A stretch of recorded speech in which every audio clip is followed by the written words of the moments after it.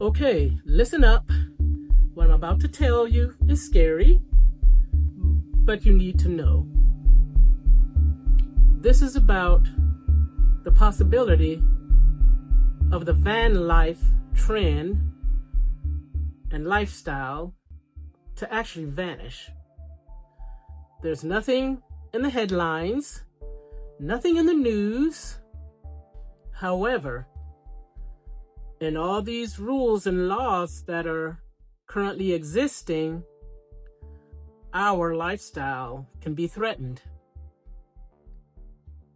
I'm sure you're aware, or you may not be aware, of an executive order that's actually providing money to cities for cleaning up the cities from vehicle dwellers or the vehicular homeless. That includes van life, not because you're actually homeless. You've chosen that lifestyle in order to save money, get out of debt, have less stress, travel, and do the things that you want to do. However, because there are so many who are destitute, living in vehicles that are broken, can't run, they can't move, they're on city streets, they're actually trying to clean all of that up. Now, yes, that will make the streets maybe safer. However, the law is so vague, it can cause the van lifers to get entangled into that. So just last week, I was in a town. I had my van, I'm parked, minding my business, and there was a knock. Not because someone wanted to ask me for money or ask me any question at all. It turned out to be an officer actually just wanting to know what I was doing there and if I was living in my van. I was able to show that I was not living in the van and was just there temporarily, but I was still asked to keep it moving.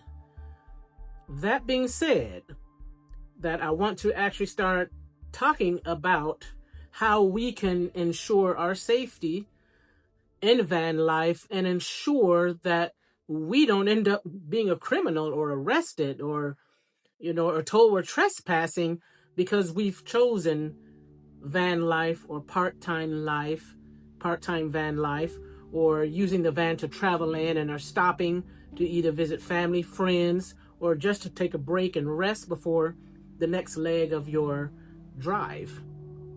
So, even though this is aimed at public disorder, it's also including in it people who are breaking laws. So what we want to do is make sure that while doing our van life, that we are aware of all of the rules. We do not want to become criminals because we've chosen a lifestyle that allows us to be debt-free, less stress, and be able to travel. Even busy lives. Not everybody can just sell everything and hop in a van and live 100% in a van full time. A lot of us are part-time, have apartments, we work, but we need to de-stress, get in nature. We just don't want to be trapped, in four walls all the time. So we've chosen this. So what we want to do is just make sure we're following the laws and the rules. So what can we do? We just have to be smarter. We got to be smarter. We have to be more informed, not just know the rules, not just the map or our favorite places or different things like that, but we have to dig a little deeper. We actually have to dig a little deeper. We have to know our local city and state and county ordinances. We've got to get on the websites and look to see what are the laws. A lot of places say no urban camping. Even rest areas are now saying no camping. To me, camping means you pitched a tent, you've got your chair out, all of this, that, and the other. But they're kind of including, people sleeping in cars if they can prove they're living in those cars in that. So even at rest areas, we have to know what the laws are for rest areas. Some states 8 hours, some states 10 hours, some states only 2 hours. We need to know. Okay, so even though we're trying to be stealth out there and fit in and try to be a ghost, that's not possible anymore, because as soon as they see a van, they may start to think, is that a van lifer?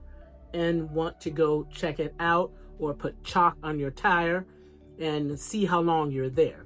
So we just want to be prepared for all of that.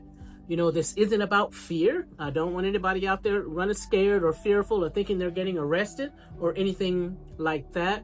It's more so protecting your lifestyle and just trying to fit into the existing rules that are in place.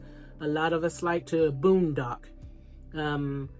We have to just even watch where we are there, because if some of that is private land or have rules to say you can only be there X amount of hours, then we need to abide by that, you know.